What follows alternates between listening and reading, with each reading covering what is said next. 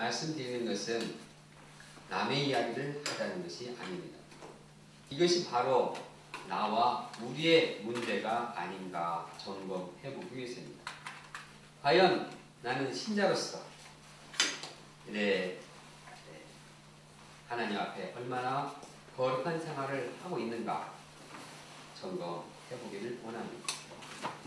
우리가 정말 객관적으로 나의 신앙생활을 점검해보고 정말 우리가 어떠한 올바른 방향으로 성장해 나갈 것인가 방향을 잡는 시간이 되기를 원합니다. 오늘 제가 다루고자 하는 내용이 바로 이것입니다. 우리가 말씀을 영접함으로써 우리 신앙생활이 올바른 방향을 잡고 건전하게 성숙해 나아갈 수 있기를 간절히 원합니다. 첫째, 죄가 우리 몸을 지배하지 못하게 하라. 12절 말씀을 함께 읽어보겠습니다. 12절 시작. 그러므로 너희는 죄가 너희 죽을 몸을 지배하지 못하게 하여 몸에서 순종하지 말고. 이 말씀에 보면 사도 바울은 죄가 몸을 지배하지 못하게 하라고 말씀하고 있습니다. 죄가 몸을 지배하지 못하게 하라 이렇게 말씀하신 것을 보면 죄가 우리 몸을 지배할 가능성이 있구나. 죄가 우리 몸을 공격하는 그런 상황이 있구나 라는 생각을 하게 됩니다. 그렇지 않다고 하면 그렇게 말할 필요가 없겠죠. 우리 죄의 세력이 완전히 죽었고 우리를 공격하지 않는다면 뭐 그런 얘기를 하지 않겠지만 언제 어디서든지 죄가 우리를 공격할 수 있는 이러한 기회를 호시탐탐 노리고 있다는 사실을 보여주고 있습니다. 또 바울은 몸의 사욕에 순종하지 말라 이렇게 말씀하고 있습니다.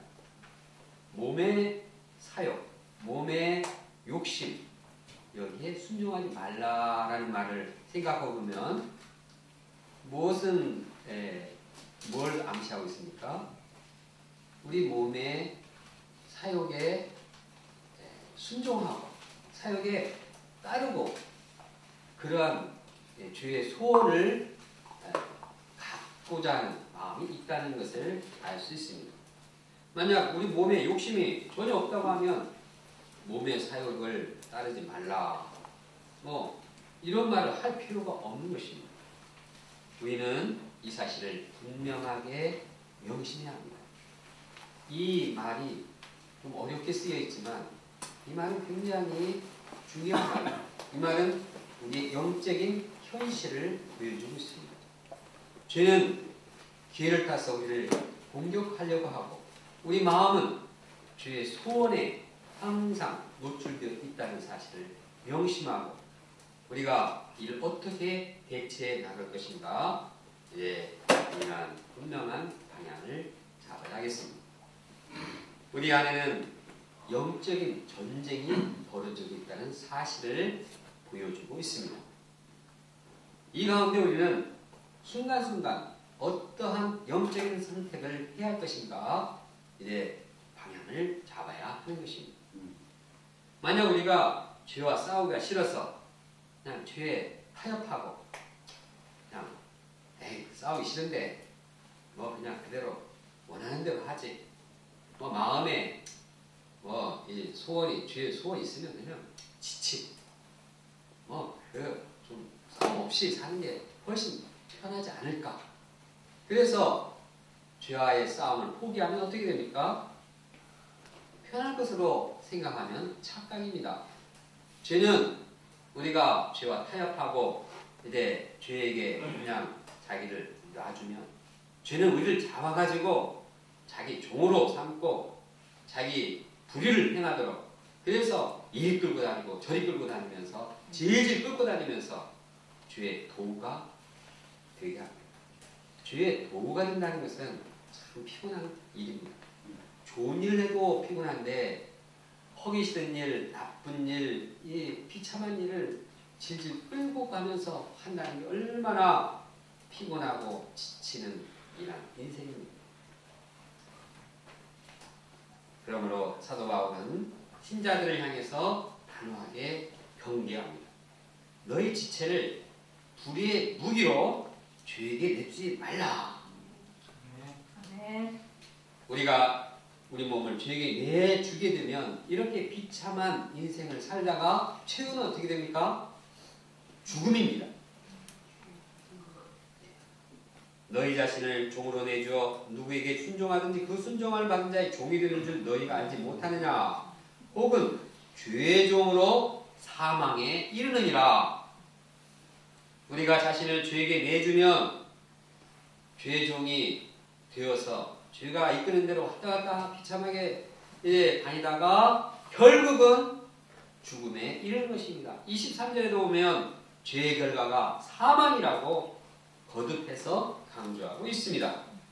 죄가 우리를 지배할 때, 죄가 우리를 지배하도록 놔둘 때 그 결과는 사망, 죽음입니다. 지옥입니다. 영원한 심판의 이 지옥불에 이제 꺼지지 않는 지옥불에서 고통을 당하면서 신음하게 되는 것이 죄에 지배할 때, 죄가 우리를 지배할 때 최후로 나타나는 결과인 것입니다. 이러한 비참한 최후를 맞지 않기 위해서 죄가 우리 몸을 지배하지 않도록 해야 하는 것입니다.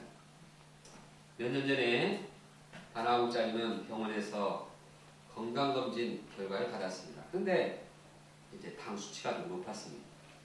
그래서 음식을 조심해서 먹으라 이렇게 했을 때 우리 하나 목사님은 이 의사의 말에 잘 순종해서 그냥 자기가 본인이 좋아하시는 음식도 그냥 드시고 싶지만 그렇게 이제 드시지 않았습니다. 그리고 또 열심히 운동을 했습니다. 그렇게 하니까 요즘은 당 수치가 많이 좋아졌습니다. 그러나 어떤 사람은 병원에서 검진을 받고 의사로부터 당신 기름진 음식 먹으면 안 된다. 특히 돼지고기 먹으면 안 된다. 이렇게 경고를 했습니다. 근데 이 환자는 그냥 삼겹살 앞에 놓고서 그냥 이 침이 나오는데 먹고 죽지 하고 먹었습니다. 의사의 경고를 무시했을 때 그건 진짜 얼마 후에 죽게 되었습니다. 얼마나 어리석은 행동입니까? 우리 신앙도 마찬가지입니다. 왜 제가 이런 말 하겠습니까? 마음에 죄가 들어오지 못하도록, 지배하지 못하도록 해야지 우리가 영적인 이러한 신앙 갖게 되고 건전하게 자라게 됩니다. 그냥 죄 그냥 그대로 귀찮은데 그냥 이런 들었다 하니 저런 들었다 하니 이렇게 죄에 타협하다 보면 우리가 죽는다. 영원한 지옥불에 빠지게 된다는 사실을 명심해야 합니다. 우리는 죄와 결코 타협해서는 안 됩니다. 죄가 우리를 이제 지배하지 못하도록 우리는 막아야 합니다. 마음에 죄를 일으키고자 하는衝동이 있을지라도 이것을 억제하고 이것을 끊어야 합니다. 그러면 구체적으로 어떻게 우리가 이렇게 할 수 있습니까?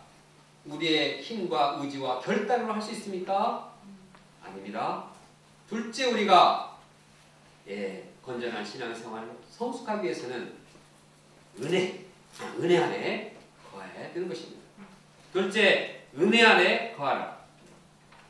우리가 죄가 우리를 지배하지 못하게 하려면 한마디로 우리는 은혜 안에 거하면 되는 것입니다. 우리가 죄의 지배를 받지 않으려면 어떻게 해야 된다고요? 은혜 안에 거하면 되는 것입니다. 우리가 은혜 아래 살면 결코 우리가 죄가 우리를 지배하지 못합니다. 14절, 15절 말씀을 함께 읽겠습니다. 시작. 죄가 너희를 주장하지 못하리니 이는 너희가 법 아래 있지 아니하고 은혜 아래 있습니다. 그런즉 어찌하리요 우리가 법 아래 있지 아니하고 은혜 아래 있으니 죄를 지으리요 그럴 수 없느니라. 사도 바울은 은혜 아래 있다. 은혜 아래 있다. 은혜 아래 있으니라고 반복해서 강조하고 있습니다. 은혜 아래 있으니 어떻게 우리가 죄를 범하시느냐? 그만큼 은혜의 통치는 힘이 있습니다. 우리가 은혜의 이 강력한 힘의 지배를 받을 때 죄는 들어오지 못합니다. 죄는 은혜 아래 있는 자를 멀리합니다. 은혜 아래 있으면 벌벌벌 떨고 갑니다. 우리가 아무리 죄에 대해서 내가 막 이렇게 의지와 결단과 막 혈서를 써도 죄는 우리를 가지고 놉니다. 우리의 힘은 약합니다. 그러나 은혜 안에 있으면 죄는 우리를 떠나게 되는 것입니다. 은혜란 무엇입니까? 하나님의 은혜가 무엇입니까? 하나님의 은혜는 너무나 많고 크고 귀해서 측량할 수가 없습니다. 그러나 이렇게 많은 은혜 중에서도 가장 고귀한 은혜, 은혜의 본질, 은혜의 핵심은 무엇입니까? 그것은 예수 그리스도께서 이 땅에 오십니다. 십자가에 피 흘려 돌아가심으로써 우리의 죄를 다 사해 주셨다는 것입니다. 십자가에 피 흘려 돌아가심으로 그 피로 인해서 우리의 모든 죄를 다 해결해 주신 것이 은혜의 핵심인 것입니다. 이러한 예수 그리스도의 하나님의 아들 이 예수 그리스도의 죄 사함의 은혜, 이 은혜에 있을 때 그 강력한 하나님의 그 영적인 힘 때문에 죄는 우리에게 들어오지 못하는 것입니다. 우리는 우리를 위해 죽으신 예수님의 은혜 아래 살 때 죄에서 벗어나게 됩니다. 그러므로 우리 마음속에 죄 죽고자 하는 소원이 생기거나 또 우리 마음속에 죄가 있다. 이렇게 할 때 어떻게 해야 됩니까? 이것을 어떻게 물릴 수 있습니까? 여행을 한다고 해결이 됩니까? 어떤 사람은 뭔가 그냥 신앙생활을 떠나서 그냥 호흡을 나누면 자유가 것 같은데 그렇게 됩니까? 죄가 우리 몸에 들어왔으면 어떻게 이것이 나가게 할 수 있습니까? 이것을 나가게 할 수 있습니다. 그것은 예수님 앞에 이 죄를 고백해야 합니다. 그리고 죄 짓고자 하는 그 욕망을 십자가 앞에 못 박아야 합니다. 우리 안에 있는 죄를 고백함으로써 그 죄를 십자가에 못 박아야 합니다. 그럴 때 이제 주님의 은혜가 우리를 지배하게 됩니다. 예수 그리스도께서 우리를 위하여서 그 죽으신 그 십자가의 용서의 은혜가 우리와 함께 할 때 우리는 은혜의 사람이 되고 죄는 멀리 떠나게 되는 것입니다.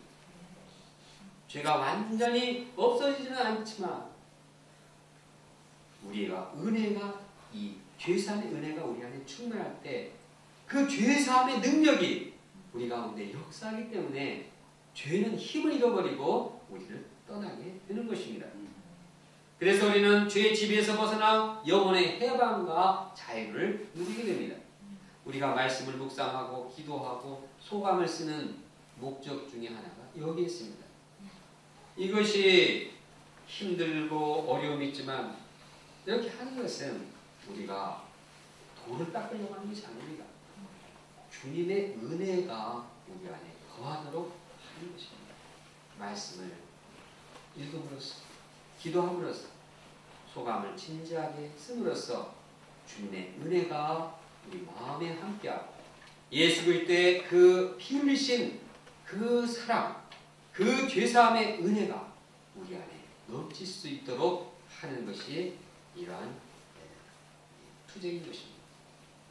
그렇게 하지 않고 자신의 힘으로 결단하고 의지적으로 노력한다고 해서 죄의 다스림을 벗어날 수는 없는 것입니다. 예수님의 은혜 아래 있으면 우리는 죄의 세력에서 벗어나게 되는 것입니다.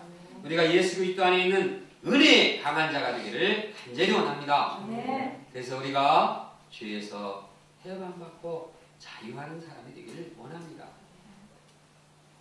아무리 내가 죄의 세력을 끊고 싶어도 정말 이 원한 맺힌 이 정말 이 내 안에 있는 죄를 해결하고 싶어도 내 의지로는 할 수가 없습니다. 그러나 우리가 예수님, 나의 죄를 사하신 그 예수님의 은혜, 나의 죄를 위해서 십자가에 피 흘리신 그 고귀한 사랑, 하나님의 그 희생, 이 사랑이 우리 마음에 함께할 때 우리 안에 있는 죄는 멀리 떠나게 된 것입니다.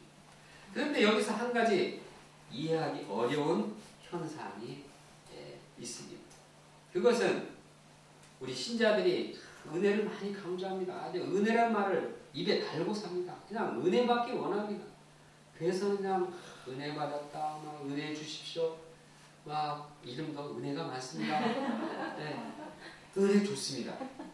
그런데 왜 신자들이 이렇게 은혜를 찾으면서 거룩함은 점점 사라지고 있는 것일까요? 이건 뭔가 생각해보면 모순이 아닙니까? 성경 말씀에는 은혜 아래 거하면 죄가 지배하지 못한다 이렇게 말했는데 왜 사람들이 은혜를 찾는데 왜 우리 신자들은 점점 거룩함을 잃어버리고 있는 것일까요? 어디에 문제가 있을까요? 몇 가지로 유추해 볼 수가 있어요. 첫째로는 신자들이 은혜를 말하고 은혜를 원하지만 실제로 예수 그리스도의 십자가를 통한 죄사함의 은혜를 체험하지 못했기 때문입니다. 다시 말해서 주님의 은혜가 있다고 하지만 마음에 죄사함의 은혜가 없으니까 죄가 사이지 않으니까 거룩해질 수가 없는 것입니다. 아무리 은혜를 받고 현실 문제가 해결되고 병을 고치고 해도 예수 그리스도의 피로 인한 죄사함을 얻지 못하니까 내면이 거룩해지가 않는 것입니다. 주님의 은혜로 잘 살게 되었고 잘 먹게 되었을지라도 주님의 그 은혜, 죄사함의 그 은혜를 영접하지 못할 때 우리는 계속해서 거룩한 생활을 하지 못하게 되는 것입니다.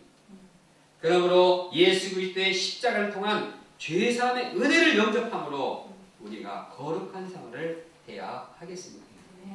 둘째로 그리스도의 십자가를 통한 죄사함의 은혜를 얻었지만 이미 얻어서 새롭게 되었고 거룩하게 됐는데 이 은혜를 잃어버리고 은혜를 배신했기 때문입니다. 이런 사람은 은혜를 잃어버렸기 때문에 그 힘이 없어서 그 은혜를 잃어버리고 죄가 그를 다스리게 방치한 것입니다. 은혜를 남용한 것입니다. 이러한 원인이 어떻게 됐건 간에 우리는 이것을 회개하고 예수 그리스도의 십자가를 통한 은혜를 계속적으로 덧입어야 하겠습니다. 그때 우리는 죄의 다스림에서 벗어나 은혜 가운데 신앙생활을 하게 되는 것입니다. 은혜 가운데 거하는 생활이 얼마나 행복합니까? 은혜 가운데 벗어난 삶, 은혜 가운데 살게 될 때 우리는 죄에서 벗어나 얼마나 영혼의 자유, 영혼의 해방을 누리면서 감사와 기쁨이 충만합니까? 정말 그리스도의 영광을 위하여서 우리 마음이 주님께 찬양을 드리고 정말 우리 마음이 깨끗해져서 우리가 기쁨과 찬양으로 주님께 경배할 수가 있게 됩니다. 은혜 아래 살 때 그 예수 그리스도의 이 크신 사랑을 던짐을 때 우리는 마음에 감동하고 감격하고 설레임으로 내 주님을 감사하게 대면하게 되는 것입니다. 은혜 아래 살 때 우리는 그 주님이 주신 영혼의 생명력과 사랑으로 충만해져서 우리가 힘있게 주의 역사를 감당할 수 있게 되는 것입니다. 그러므로 우리가 예수 그리스도의 은혜 아래 살면서 죄로부터는 벗어나고 영혼의 참자와 기쁨을 누리는 신앙생활을 할 수 있기를 간절히 원합니다. 셋째, 우리 지체를 의의 무기로 하나님께 드리라. 은혜 아래 거하는 신자가 적극적으로 해야 할 일이 있습니다.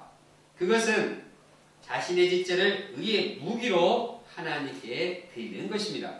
13절을 함께 읽겠습니다. 시작. 또한 너희 지체를 분리의 무기로 주에게 내주지 말고 오직 너희 자신을 죽은 자 가운데서 다시 살아난 자 같이 하나님께 드리며 너희 지체를 의의 무기로 하나님께 드리라.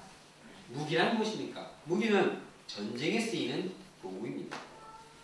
이제 무기는 생명을 상대방의 원수들의 그 생명을 파괴하기도 하고 공격하기도 하고 또 우리 아군을 보호하기도 합니다. 그래서 참 무기는 참 중요한 역할을 합니다. 우리 몸도 바로 그러한 역할을 한다는 것입니다. 우리 몸은 나 한 사람으로 끝나는 것이 아닙니다. 우리는 우리 몸을 어떻게 사용하냐에 따라서 죄를 짓기도 하고 다른 사람에게 죄를 유발시키기도 하고 다른 사람에게 죄에 영향을 끼치게 돼서 다른 사람 죽이기도 합니다. 또 하나님께 우리 몸을 드림으로써 나도 살고 다른 사람도 살고 다른 사람의 생명을 구원할 수도 있는 것입니다. 우리 몸은 의의 무기가 되든지 불의의 무기가 되든지 둘 중에 하나입니다. 나는 아무 무기도 안 되겠다. 있을 수 없습니다. 둘 중에 하나, 의의 무기가 되든지 불의의 무기가 되어야 하는 것입니다. 의는 어떤 무기가 되어야 하겠습니까? 사도 바울은 강력하게 촉구하고 있습니다. 우리 지체를 의의 무기로 하나님께 드리라. 하나님께 드리라는 말을 반복해서 이제 강조하고 있습니다. 우리 몸을 하나님께 드려야 합니다. 하나님께 드릴 때는 어떻게 드리라고 했습니까? 죽은 자 가운데서 다시 산 자같이 우리를 전부 다 드리라는 것입니다. 죄에 대해서는 죽은 자처럼 있지만 하나님에 대해서는 죽었다가 다시 살아난 자로 말고 활기차게 막 죽었다가 살아날 때 얼마나 이 힘이 넘칩니까?